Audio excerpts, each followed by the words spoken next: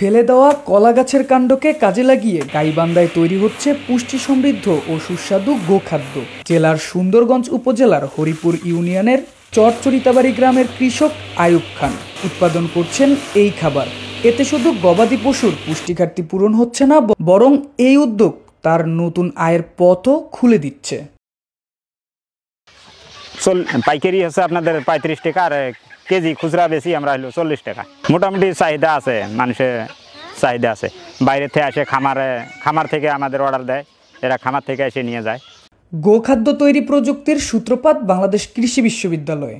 বাকৃবির অধ্যাপক doctor AKM Ahsan কবির ও তার স্ত্রী জুবায়েদা উদ্ভাবন করেন কলা গাছ থেকে সাইলেজ ও হেলেজ তৈরির আধুনিক পদ্ধতি।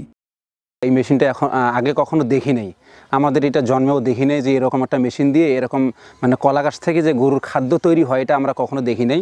আমরা ছোটোকালে এই কলা গাছ দিয়ে অনেক খেলা খেলছি, ঘর উঠাইছি বা এগুলো দিয়ে আমরা অনেক পোড়াইছি বা ভাটার কাজ করছি, এরকম ছোটোকালে অনেক কিছু করছিলাম।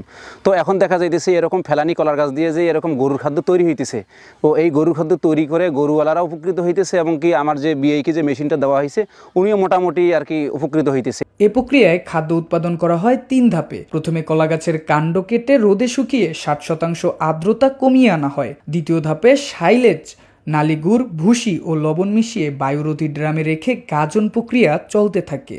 শেষ ধাপে আবারও রোদে শুকিয়ে 40% আর্দ্রতা কমানো হয়। এই খাদ্যই হেলেজ, যা গরুর জন্য সুস্বাদু, নিরাপদ ও পুষ্টিকর। কলা গাছ দিয়ে নালি ভুসি দিয়ে তৈরি হয়। এর 1 কেজি আমরা কিনি নেই, 40 টাকা করি। গরু কেমন খায়? গরু ভালোই খায়, স্বাস্থ্য ভালোই হয় গরুর। খাদ্যের মান বৃদ্ধিতে এর সাথে খেসারির গুঁড়ার ডাল ও ক্যালসিয়াম পাউডার মেশানোর পরামর্শ দিচ্ছে জেলার প্রাণী সম্পদের সংশ্লিষ্টরা, যা চরাঞ্চলে বন্যাকালীন সময়ে বড় ভূমিকা রাখে বলে দাবি উৎপাদনকারীর। বন্যার সময় আমাদের দেখা যায় পলের সংকট হয়, দেখা যায় গাইবান্ধাতে মানে কাশিম বাজার বেলকা থেকে পল কিনে নিয়ে এসে লাগে, তখন এরা মনে করেন বন্যার সময় তার কাশিম বাজার বেলকা যাওয়া লাগে না। আমার শহরের মধ্যে যেহেতু মেশিনটা আছে, গরুর গোখাদ্য তৈরি হচ্ছে, তাহলে এখান থেকে ওরা নিতে পারছে। নতুন প্রযুক্তিতে উন্নত মানের গোখাদ্য তৈরির এই উদ্যোগ শুধু পরিবেশ বান্ধবী নয়, বরং নতুন আয়বর্ধক সুযোগ হিসেবে ব্যাপক সম্ভাবনা রয়েছে।